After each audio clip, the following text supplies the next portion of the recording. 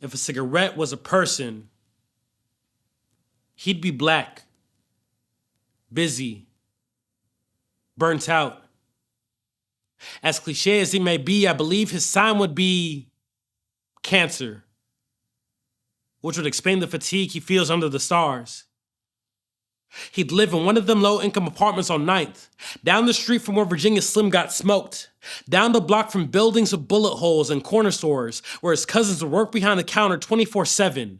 He'd be a man whose thirst is rarely quenched in this food desert. On a daily, he'd desperately dig for nickels and sand in order to buy a lighter to let off steam. His eyes would know no rest. His mind would be so stressed.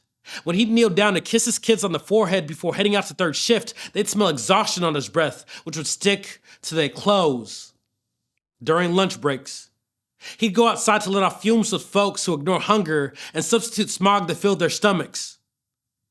He wouldn't be one for fitness. He'd probably hate health clinics, because how they remind him how his lifestyle will eventually cause him to burn out.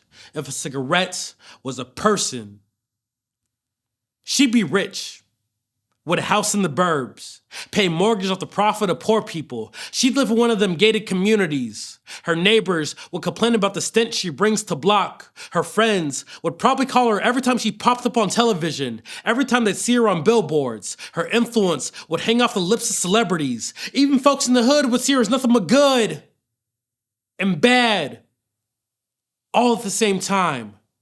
Her lungs filled with false promises to blow smoke. Yeah, she'll tell you that she can take weight off shoulders, yet will never let you in on the sacrifice. Just like she failed to tell my granny how it cost her an arm and a leg in the long run. Or how she made a killing off killing her. Yeah, she won't tell you that her influence will affect your kids too, turning them to future investors long after you retire, finding ways to also take their breath away. If cigarettes were people, they'd probably be like us. Declutter ashtray that hoards evidence of past anxieties like closet dust. Remove tobacco from rib cage, though the process may be painful. If cigarettes were people, they transform